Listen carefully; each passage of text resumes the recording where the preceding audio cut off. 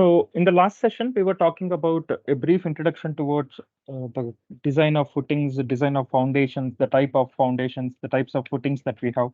So all these things we have seen. In today's class, we'll see little extension towards what we have discussed in the last session. So in the last session, we were talking about the parts of a structure. Okay, usually we have two parts for any structure. So we have two parts for any structure. The first one is called as substructure, and the second one is called as a superstructure. Substructure and superstructure. So what is substructure? Substructure is something which is available beneath the ground surface, or you can say below the ground surface, whatever the structure that is available, that part of the structure is called as substructure. So what are the examples of substructure? The best example is you can call it as footings or foundations. So majorly these are the two things that will be available as a substructure component of a structure. And the second one is superstructure. Superstructure is something which is available above the ground surface. Okay, whatever that is available above the ground surface, that is all called as a superstructure. In general, whatever the houses or the buildings or the apartments, whatever the structures that you see, all those things comes under the superstructure. So in particular, if I have to talk about the structural elements such as the slabs, beams, columns, all these comes under a part of superstructure. Okay, so we have been discussing about the foundations, the importance of foundations. So what is the importance of a foundation? The importance of foundation comes in this way, which is the role, or foundation plays an important role in transferring the loads. Okay, it is not meant for uh, taking the loads, it is meant to transfer the loads from superstructure to the substructure, and then from the substructure to the subsoil. Okay, foundation plays an important role, plays an important role in transferring the loads, from substructure to the subsoil. That is, whatever the soil that is available beneath the structure or beneath the foundations, all those things. Okay, the load transformation from one layer of the structure to another layer of the structure is taken care by foundations. Okay, foundation plays an important role in transferring the loads from substructure to the subsoil that is available underneath. Now, any structure, whatever structure you take, be it a multi-story building, be it a single-story building, or be it a tall buildings, whatever the type of building it is, any structure must contain the foundation. Okay, any structure must contain the foundation. And remember that foundation is never designed for. Okay, foundation is never designed for load carrying. It is always designed for load transferring. It is not meant for load carrying. No structural element, be it not just the foundation, be it columns, beams, slabs, whatever that you take in any structure, all the structural elements are not meant to carry the loads. They are meant to distribute the loads from top surface to the next bottom layer. Similarly, the foundation also. And especially when it comes to the foundations, we never design the foundations for load carrying. We only design the foundations for load transferring or load distribution to the subsoil. So it is equally important to determine the various properties of the soil. Why it is important to determine the various properties of the soil? It is because whatever the structure that we are going to construct, ultimately that structure is going to rest on the soil only. Okay, whatever the structure that we are constructing, all that structures will be rested on the soil. Now, when you are resting a huge structure, a concrete structure or a steel structure, whatever it is, when you are resting such huge structures on a soil, it is very important to define the properties of a soil. Okay, it is very important to determine the properties of a soil. Now, how will we determine the properties of a soil? So in order to determine the properties of a soil, we have various tests that need to be conducted, right, such as core cutter method, liquid limit, plastic limit, SBC of soil. Like that, we have multiple tests that need to be done. Now, here, if you ask me, Do we need to do the soil testing for every structure? I would say it is required to do the it is required to do the soil investigation for any kind of structure. Until or unless if you are constructing just a G plus ground story building, it's not required. But again, even in such cases also, it is very much important to identify the properties of a soil. Why it is important? Because you are constructing such a massive structure on the soil, and the soil whichever you are constructing, that has to be strong enough to transfer the loads, or that has to be strong enough to take the loads that are coming from the superstructure. So here, one important property of a soil that we usually define in the design of foundation is called as safe bearing capacity. Okay, safe bearing capacity of a soil. So which is also called as SBC. So it is important to determine this SBC of a soil, that is called a safe bearing capacity of a soil. Why it is important? Because this is the soil, or this is the place where we get to know how much is the bearing capacity of a soil is available. Suppose, let's say, if you are constructing a structure on a clayey soil or on a sandy soil. Now you know that sandy soil will not have good amount of friction. So when you don't have good amount of friction, as soon as you apply certain amount of load, the soil will get displaced from its original position, and hence the structure whichever you are constructing, that will also get collapsed.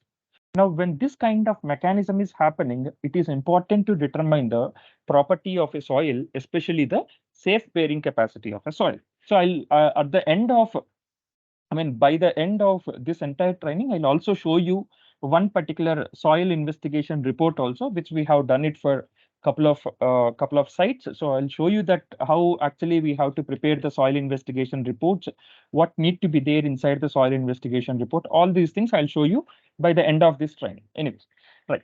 So now here soil testing is very much necessary. Why it is necessary? Because we need to define the properties of a soil. Now, here you may ask me, let us consider that there is a site. Let's say that the area of the site is 1 acre. The area of site area is 1 acre. Now, in this 1 acre, where you are going to do the soil testing, that's the important thing. So, where you are going to do the soil testing? Usually, the soil testing in any site will be done majorly along the four corners of the site. So, whatever the four coordinates that are available to your site, those are the most important elements. Suppose, let's say, if your site is a rectangular area. Now, on all the four corners of a rectangular area, you have to collect the soil samples and you have to test it in the laboratory for whatever the properties that you are looking for. Now, apart from those things also, I mean, apart from the four coordinates, you also have to take the soil samples from different places within the site area. Now you may ask me what should be the minimum distances, what should be the maximum distances, especially when you have such large areas like 1 acre or 10 acres, something like that. Then IS code does not necessarily provide you a regulations like at every 10 meters distance you have to collect the soil sample. It's not like that. By visually seeing, if you find that the soil at a particular location is not good enough, then you have to collect the sample from such place and then you have to test for that. Okay, so that's the most important thing. So the soil properties has to be determined by collecting at least four samples. Okay, at least four samples, that's the minimum requirement. At least four samples are to be collected. Okay, at least four samples are to be collected from the site area in order to investigate the soil properties. So where we are going to collect these four samples, one at each corner. Okay, one at each corner. If the site area is large, you have to collect the samples from intermediate locations also. It is important to collect the soil samples from intermediate locations as well. It's not just from four corner areas. Four corner areas is mandated. But apart from those four corner areas, wherever you want to take the soil samples, it's important to collect the soil samples from all such places wherever you find it necessary. Okay. Now, here, once we define the properties of a soil, we need to understand the stiffness of a soil as well. Okay, the stiffness of the soil as well. So usually the property called stiffness. Okay, the property called stiffness.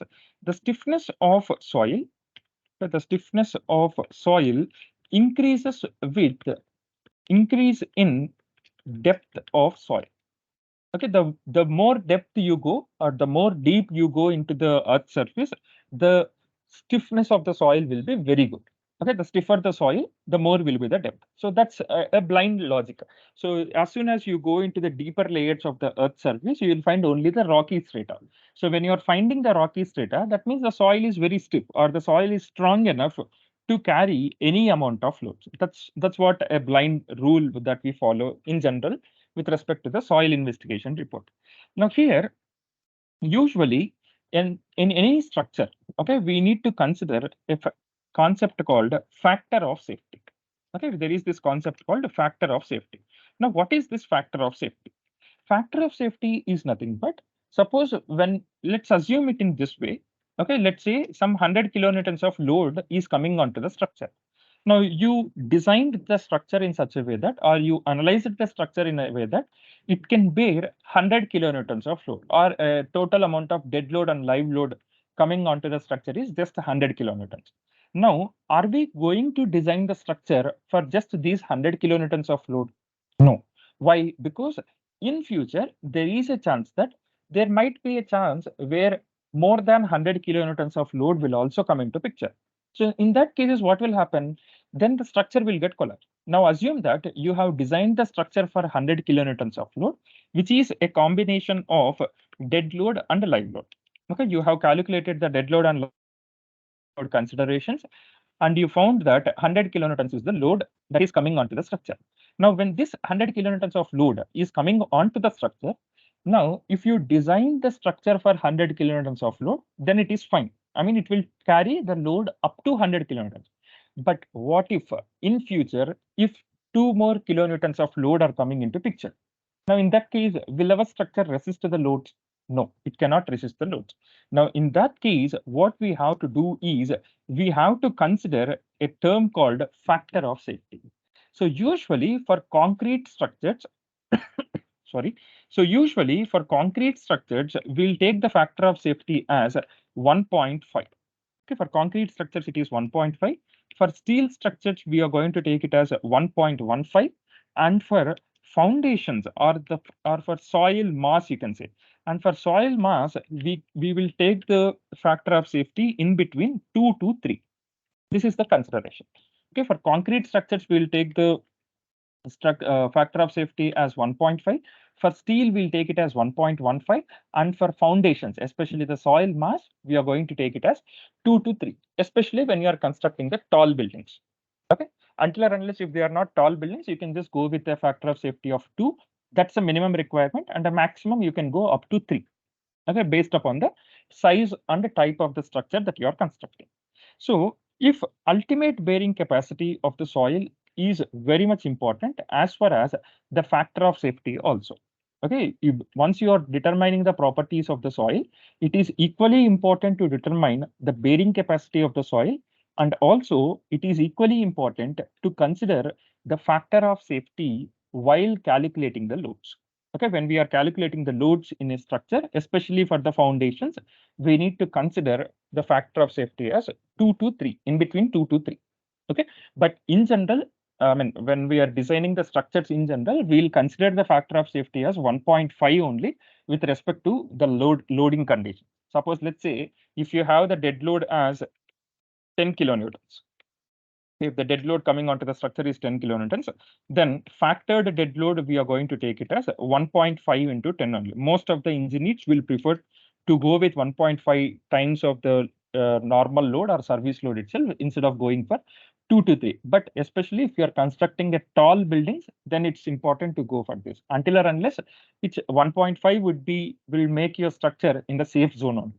Okay, it's not required to go up to 2 or more than 2 or up to 3 value. Okay, but when you are constructing structures like 10-story building or 20-story building, in those cases, it is mandatory to take a minimum factor of safety as 2. Till then, it's not required. Okay, right. So now let us understand what are the different stresses that are developed in a soil. Okay, stresses developed in a soil. Stresses developed in a soil. So what are the different stresses that will be available in a soil? So on a large scale, there are two major stresses that will be available in the soil mass. The one stress is something which is developed at the bottom surface of the foundation. Okay, one the first type of stress is the the stress that is developed. Okay, the stress that is developed at the bottom surface of the foundation.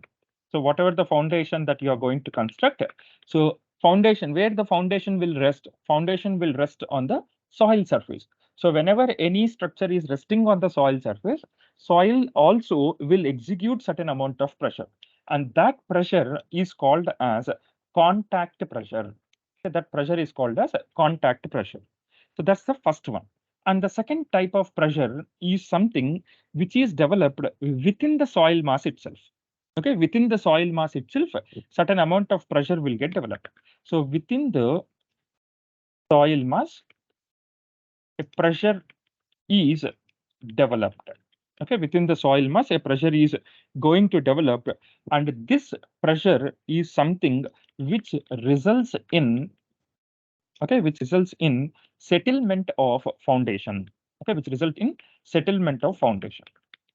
So these are the two types of stresses that gets developed in a soil. The first type of pressure is called as contact pressure, and the second type of pressure is something which is developed within the soil mass, and this pressure which is developing within the soil mass is responsible for the settlement of foundations. Okay, if you see the settlements in foundation, that could be majorly because of the soil pressure that is developed within the soil mass itself. So these are the two types of pressures or two types of stresses that are developed inside a soil mass or that are developed inside a soil. Now here, let us understand these ones in a better way. Okay, instead of just discussing on a plain level, let us understand these two types of stresses on a large scale. Now let's assume it in this way. So whatever the load that is coming from a column is basically a point load. Suppose if you take, let me draw a simple figure here. Suppose let's say I have a foundation. Okay, I have a foundation slab, and on the top of foundation slab, I have a column that is available. Okay, I have a column that is available. Now, whatever the load that is coming from the column, okay, whatever the load that is coming from the column, all that load is a point load only. That we know, because whatever the load that is coming from the top of the column or from the column, basically how the load will come into the column, it is because of the structures that are available, that is superstructure load, that is from slabs, beams, columns. So all the load whatever is available above the columns, that will get distributed as a point load. Now here what is happening, the point load is acting on the surface of this on the column.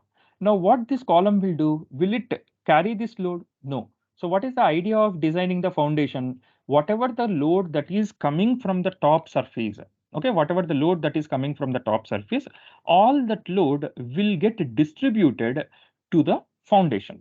Okay, whatever the load that is coming, all that load will get distributed to the foundation. Now, here what is happening? Now, what is the role of foundation? The role of foundation is to distribute this load. Okay, the role of foundation is to distribute this load. Where it has to distribute, it has to distribute this particular load to the soil. Okay, to the subsoil, whatever that is available, it has to distribute to that part. Okay, so let us consider here there are certain amount of loads that are coming. Now here what you have to understand is the point load is getting converted into the uniformly distributed load. Okay, that's the idea of discussing this entire concept. So what is happening? The load that is coming from the superstructure, it is coming to the column, and then this column load will be a point load. Okay, this column load will be a point load. Now, once column transfers the load into the foundation slab, then it becomes a distributed load. Okay, then it becomes a distributed load. Now, this foundation, what it has to do, it has to distribute this particular load to where? To the subsoil, whatever the soil that is available underneath that soil, I mean that load has to be distributed to the foundation or the subsoil. Now here one important thing is when some amount of load is coming, this is an action force. Okay, this is an action force. Now, if this foundation or if this entire structural element has to be in a safe position, then we need to have the reaction force also. Okay, when there is an action force, the reaction force should also be there. If there is only action force, what will happen? Then in that case, the structure will get collapsed. Okay, that's a quite common scenario. So here, what we have to understand is whatever the load that is coming from the column, okay, that load is a point load, and that load will get distributed to the foundation as a distributed load. That's an action force. Now, this action force has to be resisted by reaction force. Now, where this reaction force gets generated? This reaction force gets generated inside the soil surface. Why it is soil surface? Because our foundation is resting on the soil surface only. So that's the mechanism of load transferring. So suppose if only the action forces are there, so assume that these forces are not available. Okay, these reaction forces are not available. Now, what will happen to the structure? This entire element, it will get settled or it will get collapsed. So, to have the equal and opposite forces, we need to have the reaction forces that need to be acting in the subsoil. Only when the action forces and reaction forces are equally possible, then only the structure will stay stable. If the structure is not able to stay stable, that means one of the force is a dominating force. Either action force is a dominating force or a reaction force is a dominating force. That's the concept of load distribution. Now here, what we need to understand from this load distribution diagram is, here the concept is very simple. Whatever the load that is coming onto the column, it's a point load. Okay, onto the column, it's a point load. That column is experiencing a point load or a concentrated load, you can say. Now, how what will be the units of this one, either in terms of newtons or in terms of kilonewtons? This is the point load notation. And once it gets distributed to the foundation slab, okay, let me write that. Once it gets distributed to the foundation slab, now how it is getting converted? It is converting into distributed load. Now, what I'll call this distributed load as area load. Okay, it is distributing over a specific area. So area load, in the sense, either it will be in terms of newtons per square meter or kilonewtons per square meter, kilonewtons per square. It can be anything. Okay, so the point load, which is in terms of newtons or kilonewtons, is getting converted in terms of area load in terms of newtons per square meter. This is the most important consideration when we are doing the software calculation. In manually, I mean, when we are doing manual design, it's very simple. We don't actually bother about this point load conversion to area load conversion. But especially when you are doing it in the software, that is CSI safe software, it is very much important to consider the area load. So if you design a foundation for point load, then it will not be a proper load. We always have to design the foundation for area load only. Sorry. So we always have to design the foundation for area load only and not for point load. Why? Because if only point load is acting, then the load will get distributed only to this particular point. Now, what about this particular portion? That is this side cantilever portion and this side cantilever portion. It will never experience any kind of load. When only this particular portion is experiencing the load. Let me make it in a simple way. Let me draw a simple. Suppose what I'm telling, if only point load is acting, let's assume that point load is acting only at this particular portion, only in this black portion. Now, if the load is not coming in this cantilever portion and this side cantilever portion, now what will happen? This portion will be stable enough, and these two cantilever portions will not be a stable positions or will not be in a stable position. Now, what will happen? The entire column along with the foundation will get punched. That is called as punching shear failure. So when punching shear failure will happen, one side of the footing or the central part of the footing is very stiff enough, but whereas the cantilever portions are not stiff enough. Now when the cantilever portions of the foundations are not stiff enough, what will happen? The column will get punched, and what will happen to this cantilever portion? They'll get uplifted. Okay, they'll get uplifted. That's the phenomena that will happen when you don't design the foundation for area load. I hope it is clear. So this area load, we can call it as pressure also. Okay, this area load, we can also call it as pressure. Okay, so that is also called as pressure. So the reactive force will get created at the base of foundation slab, which creates instability in the foundation slab. So to resist this upward soil pressure, we will create or we will design our foundation. Okay, whatever the upward soil pressure that is coming onto the soil slab or the foundation slab, it is our ultimate aim to resist this upward soil pressure. Okay, when you are designing the foundations, it is important to consider how much amount of upward soil pressure that is coming into picture.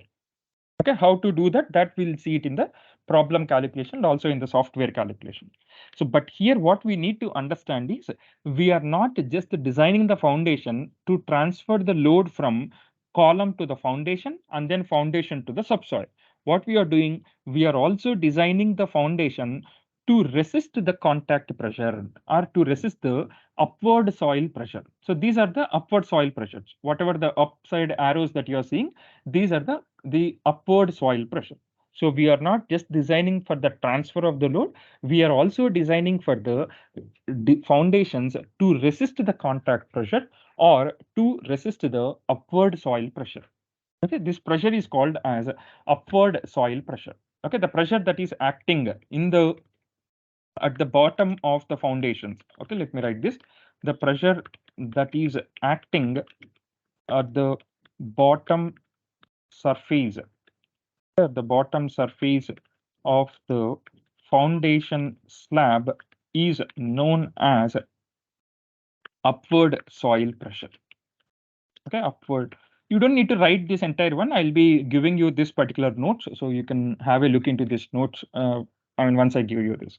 So this is called as upward soil pressure. Now here, when we are designing the foundation, what is the ideal condition to design a foundation? Okay, so we have the loads that is coming from the top of the foundation, and we also have the load that is acting at the bottom surface of the foundation slab. Now, this one, that is the downward pressure and the upward pressure, must be in a stable position or must be in an equilibrium position. So that's the condition. So the ideal condition, okay, condition, the ideal condition to design, okay, the ideal condition to design the foundation is, so what is the ideal condition? So upward pressure is equals to the downward pressure. Okay, upward pressure is equals to the downward pressure. So what I'll do is I'll write it in this way: pressure coming from top. Okay, pressure coming from top. I'll just make it as PT. Okay, that is called as pressure coming from top. Sorry, just a minute. Yeah. So this is called as upward pressure. That is pressure coming from the top. So pressure coming from the top must be equals to pressure generated. Okay, pressure generated by soil. So I'll call this as PS. Okay, I'll call this as PS. So that's the difference between PT and PS. So here it is just my notation. It's not textbook notations. I'm just giving it in this way. So pressure coming from the top must be equals to pressure generated by the soil. So what is pressure coming from the top? These yellow ones. Okay, that is the pressure that is coming from the top portions of the structure, that is from columns, slabs, beams. Now, this pressure must be equal to the pressure that is exerted by the soil. So that then only we can say this is an ideal condition or equilibrium condition. But do we really design the foundations for these equilibrium conditions? No, it's not, it's nowhere possible. So when this condition is satisfied, when PT equals to PS condition is satisfied, there won't be any failure in the foundation. Okay, when I'll let me write that. When PT equals to PS, okay, when PT equals to PS, then or when PT equals to PS, there won't be, okay, there won't be any failure of foundations. Okay, there won't be any failure of foundations or there won't be any failure in foundation. But okay, here is the logic. But this is an ideal condition. Ideal conditions are never meant to meet in the real time scenarios. We cannot exactly meet the real time scenarios in the ideal conditions. So this is an ideal condition. Okay, this is an ideal, but this is an ideal condition which is not possible.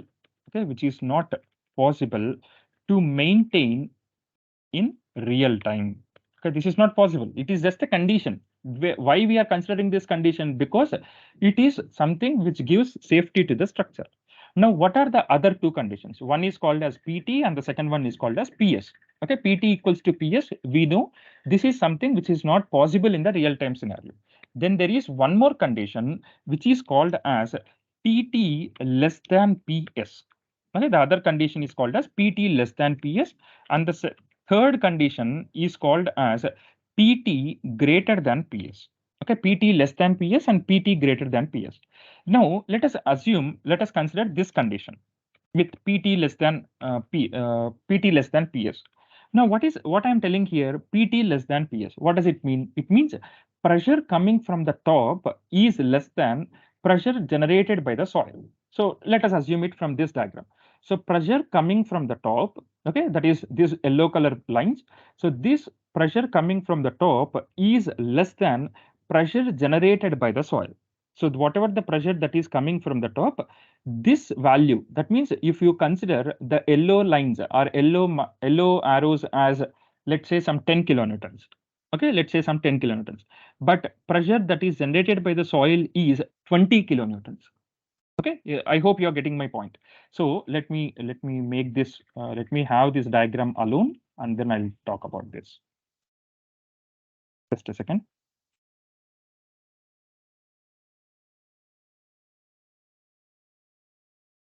Just give me a minute. Yeah. So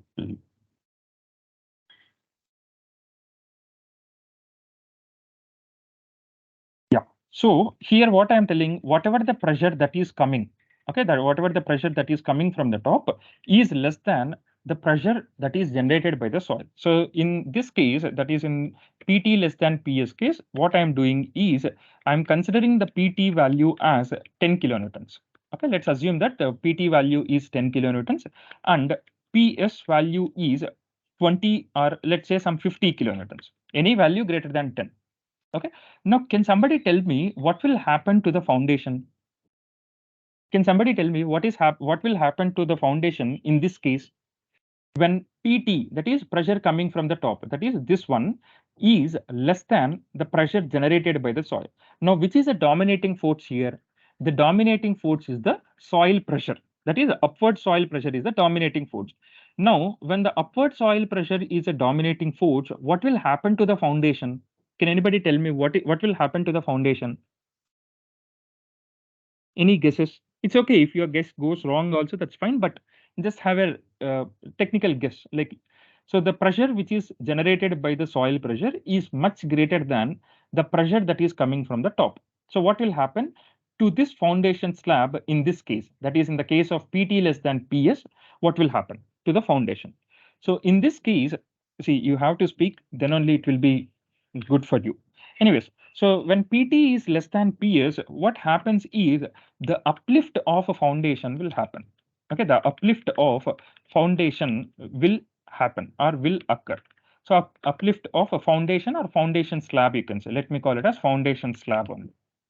So uplift of foundation slab will occur. What does it mean? It means the foundation slab will get uplifted by the soil pressure. Now, is it a good scenario? No, it's not a good scenario. Why? If the soil pressure, whatever that is available at the bottom, if it is lifting the foundation from its original position, what will happen to the superstructure? That superstructure will completely get collapsed.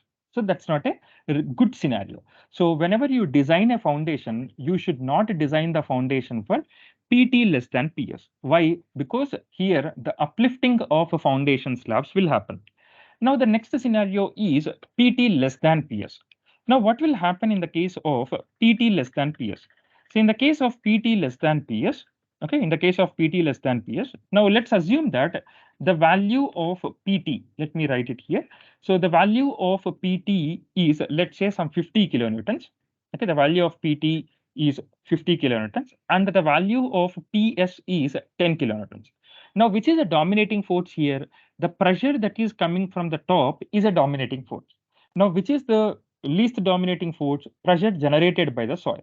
So now what will happen? This foundation will try to push the foundation slab, or whatever the load that is coming from the top, this load will try to push the foundation slab to the bottom surface.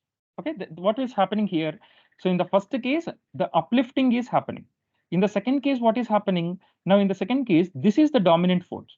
Okay, the pressure coming from the top of the soil is a top of the structure is a dominating force. Now when this is the dominating force, what will happen to the foundation slab? This foundation slab will settle down. Okay, here what is happening? Settlement will occur. Okay, here settlement will occur. So in PT greater than PS, the settlement of foundation will occur.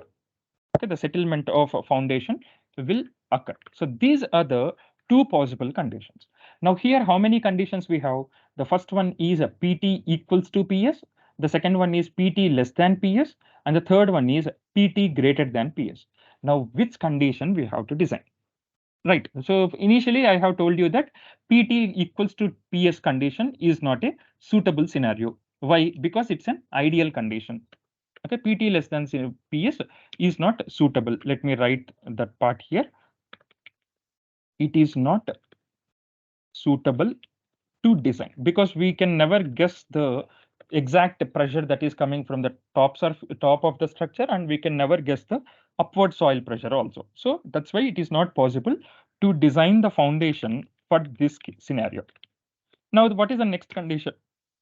PT less than PS. Now in PT less than PS, what is happening? Here the uplifting of a foundation is happening. Okay, uplift of foundation happens. Okay, uplift of foundation happens.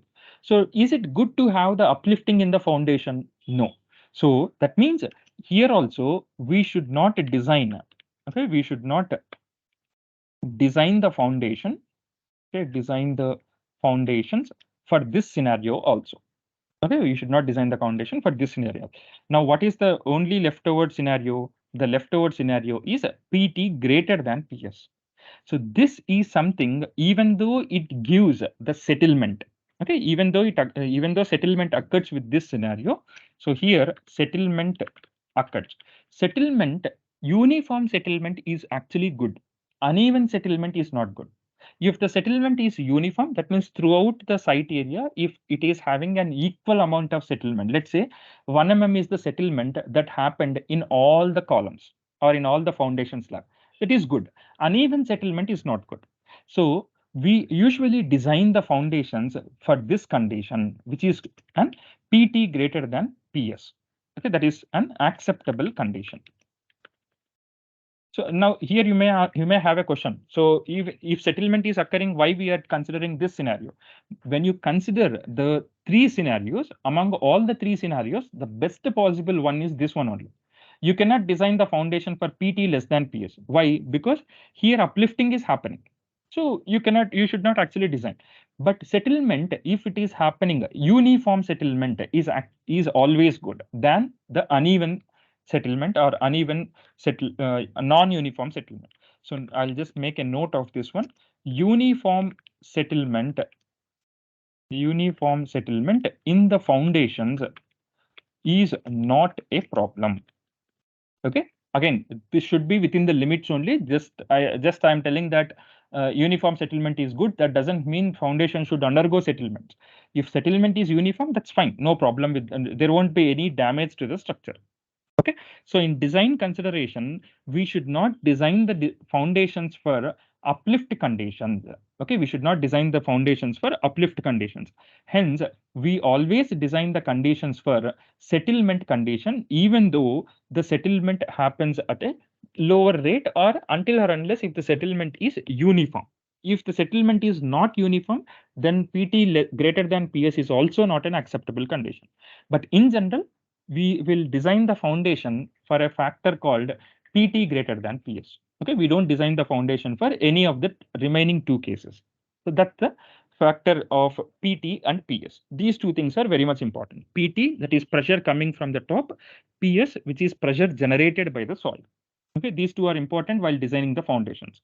So, right. And the next one is to keep the soil or to keep the upward soil pressure within the applied force, we need to increase the area of foundation. Suppose let's assume that the effective distribution of pressure, okay, the effective distribution of pressure to soil is actually based on the area of foundation. Okay, distribution, the effective distribution of pressure to the soil, okay, the effective distribution of pressure to the soil is based on, okay, is based on area of foundation. Okay, it is actually based on area of foundation. What does it mean? That it means the larger the area of foundation, okay, the larger the area of foundation, the more effective, okay, the more effective will be the pressure distribution. Okay, the more effective will be the pressure distribution. This is something which is very much important. And when there is effective distribution of pressure that is happening, what will happen? And hence, okay, and hence stability will be there for the foundation. Okay, and hence stability will be there for the foundations. This is the condition. Okay, so the effective pressure, in order to have the effective pressure distribution, one should have a larger area for the foundation. Now, it doesn't mean that all the foundation should have huge amount of area. It is just a consideration. Okay, to have the effective pressure distribution, you try to increase the size of the foundation. That's why when you are designing the foundation, I mean, if you have already designed the foundations in RCC structures or design of reinforced concrete structures, initially we'll get some area. Let's say I'm getting the area of the foundation as a 5.5 square meters. Okay, you're going to get the area of the foundation as a 5.5 square meters. Now from this, what you are going to do, you're going to find out the length of the foundation, and then you're going to find out the width of the foundation. Now, let's assume that the length of the foundation value you have got it as, I mean, when you do it with area, I'm just considering this one. Let's say you're getting the value as 2.18. Now, are you going to design the foundation for exactly 2.18? No. What you will do in this case, you will round off this value to 2.2 meters. Why? Because you are increasing the area to the nearest possible round off value. So when you are increasing the area, what will happen? Pressure distribution will be much more uniform. So, but here itself, 2.18 itself will have effective pressure distribution. But to compensate any additional pressures that are coming, you're going to round off this value to 2.2, and hence the more will be the effective pressure distribution. Similarly, with the width of the foundation also. Suppose let's say you have got the width of the foundation as 2.49, something like this. Just a random value I'm taking. So are you going to design the foundation exactly for 2.49 meters? No. So you will round off that value to 2.5 meters, and then you will decide the length of foundation as 2.2 meters and width of the foundation as 2.5 meters. Therefore, the effective pressure distribution will happen. And hence, if the pressure distribution is effective, the stability for the foundation will be very good. Okay, the stability for the foundations will also be very good. So this is where the PT and PS factors will come into picture. When you are doing it in the, I mean, in your regular curriculum works, I mean, you might not have come across the reason for this, why we need to round off this value. So it's not just because the nearest value we have to round it off. The background reason why we need to round off the dimensions of the foundations or the dimensions of the slabs is just because of this, to have the effective pressure distribution, and hence the better will be the stability to the structures. Okay, that's the scenario here. So here, the less the area of the foundation, the reaction from soil mass will become more, and hence it will become a dominating force. And once the soil mass or the upward soil pressure is a dominating force, then the uplift of the foundation slab will happen. So it is always important to ensure whatever the force that is coming from the top should be a dominating force. Okay, should be a dominating force. So this is all with respect to the first condition. What is that? What is the first condition? The first condition is this one, contact pressure or upward soil pressure. And the second one is with respect to the pressure that is developed within the soil mass. Okay, that is the second case, or you can make it as case 2. So if you consider the above one as case 1, this I'm considering it as case 2. So what is case 2? In case 2, the pressure gets developed. Okay, the pressure gets developed within the soil mass. Okay, the pressure gets developed within the soil mass, and this is called as pressure bulb concept. I hope you all have remembered this one from your geotechnical engineering subject. You all must have studied this Terzaghi's theory, pressure bulb concept, all those things. So from pressure bulb concept only, we are going to do this. So here what will happen? Soil settlement will occur. Okay, settlement of the foundation will occur, leading to the settlement of the entire structure. So usually foundation will never get settled. It is the soil that gets settled. Okay, it is the soil. So soil settlement occurs, leading to settlement in foundation. Okay, if the soil is stable enough, then there won't be any settlement in the foundation. If the soil is a weak soil, then initially what will happen? Soil will settle first. Once the soil gets settled, automatically whatever the structure that is resting on the soil, basically here the foundation, the entire foundation also gets settled. So that's the entire concept of the pressure or the stresses that are acting on a foundation or on a soil, right?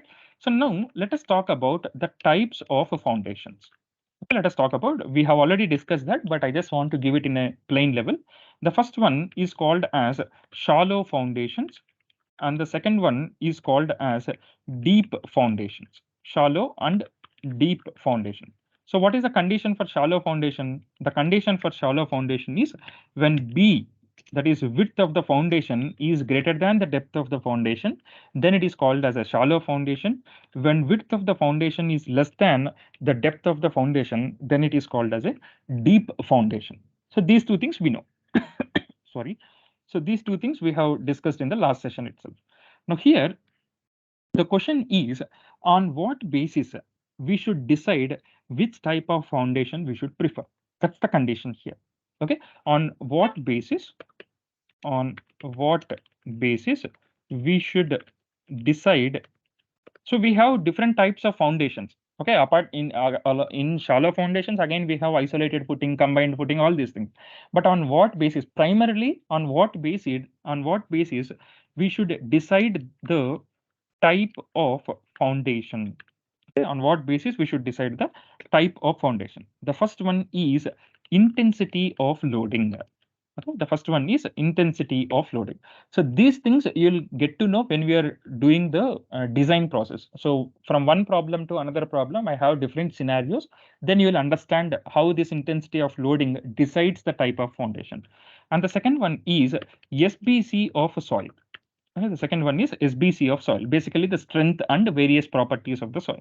And the last and most important one is the economical aspects. And that is cost of the construction. Okay, economical aspects of construction. Suppose let's say in a particular site, if the isolated footing is sufficient. Okay, you decided that isolated footing is sufficient for a particular site. But if you design or if you execute the raft foundation, okay, if you execute the raft foundation, now what will happen to the structure? Then structure will be stable, there won't be any problem, but the economical aspects will get increased, the cost of the construction will get increased. So cost of construction is also one of the important aspects when you are deciding the type of foundation. Okay, especially when you are deciding the type of foundation, cost of the construction is very much important, right? So now all the foundations whatever that are available, they all exerts the upward soil pressure. Okay, at the base of the foundation, as I was telling here, at the base of the foundation, all foundations will execute or will exert the upward soil pressure, which are basically the reactive forces. So these are the action forces. Load coming from the top is the action forces, and the reaction forces or the loads are the pressure that is acting from the bottom of the foundation or that is coming from the soil subsoil. So that's the condition we need to remember throughout this entire training program. Okay, if you forget this particular condition called PT less than PS and PT greater than PS and PT equals to PS, then you will be designing the foundation, but you will not be able to analyze the values, especially when you are analyzing the shear force and bending moment diagrams in the CSI safe software. You should be having a proper understanding with these three conditions: PT equals to PS, PT less than PS, and PT greater than PS. Okay, these three conditions, right? So now here there is one rule as per the textbook scenario. There is one rule which is usually said, that is pressure is always directly proportional to the loading condition. Okay, we know that there is a formula for pressure. Pressure equals to force upon area. Okay, pressure equals to force upon area. So what does it mean? Pressure is Okay, pressure is directly proportional to force. So the more the pressure, the more will be the force. Okay, pressure is directly proportional to force. That means if the pressure gets increased, the force gets increased. If the pressure gets decreased, the force gets decreased. So if load is increasing, okay, the more the load, what will happen? So the more, if let me write in this way, the more the load, the more will be the settlement in the foundation. Okay, the more will be the settlement in the foundation. If you have huge amount of loads that are coming, that indicates the pressure will be a directly proportional, or the load will be a directly proportional to the settlement in the foundation. So as we know that it is difficult to get the different layers or different insights of different soil layers, what we do is we will do the soil testing, and then we'll understand the properties of the soil, such as the bearing capacity, the behavior of the soil, the type of the soil, all these things we'll understand. But in software, okay, in any software, not just in CSI Safe, even in ETABS or STAD Pro, whatever the analysis softwares that you take, in any software, or there is no particular software that is available to model the soil mass. Okay, what do I mean by modeling the soil mass? Suppose, let's say I am taking a soil mass here. Okay, let us consider this is the soil mass. Okay, now in this particular soil mass, we have different layers. Okay, it is soil mass is not just a one layer. Okay, when you go deep down, we have multiple layers in the soil mass. Let me just keep it in this way. Just give me a second. Right. So we have different layers in a soil mass. But we always, it is not possible to estimate what type of soil mass that is available or what type of layer that is available as we go deep into the soil. So when we design any kind of soil mass in the CSI safe software or in any software, actually there is no software that is available to model this soil mass. Okay, to model these layers of the soil mass, we don't have any particular software. But the question is, then how we are going to consider the property of the soil? Okay, while designing in the software, how we are going to consider the property of the soil? So in this case, we have to do the approximation. Okay, in this case, we have to do the approximation. Now, what is that approximation? So the approximation term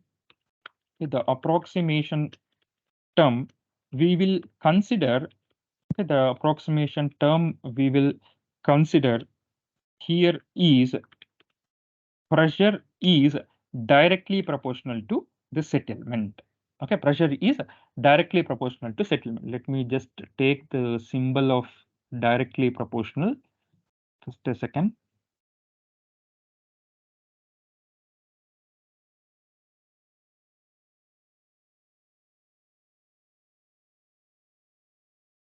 Let me just give me a second. I'll just take the directly proportional symbol and then I'll go with the next things.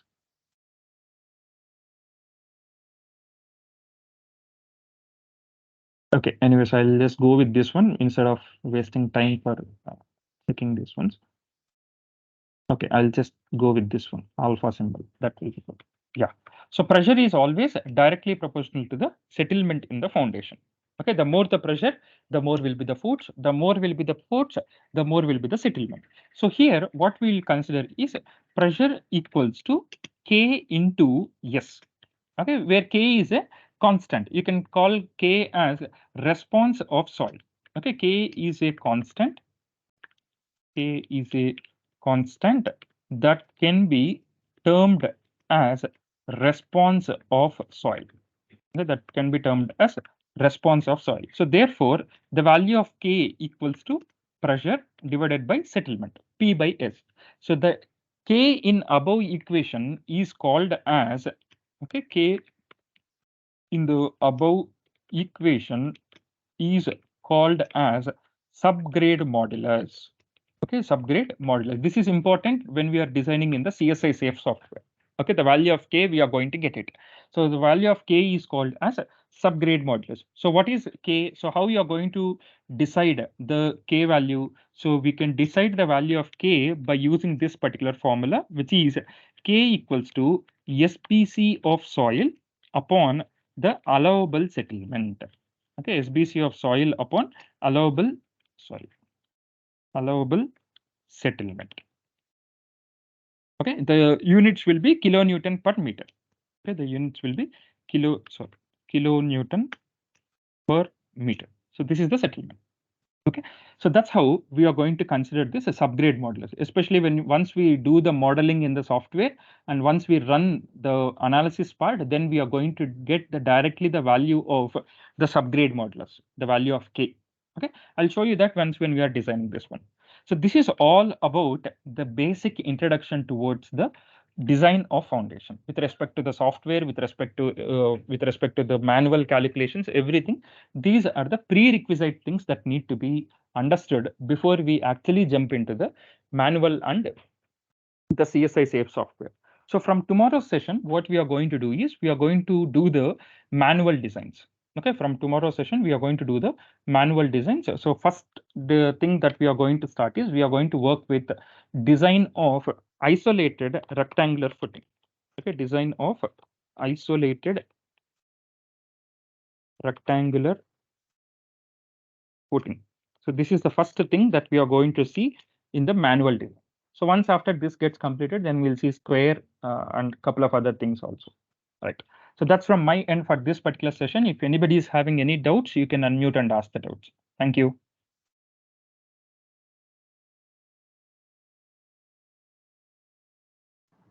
Thank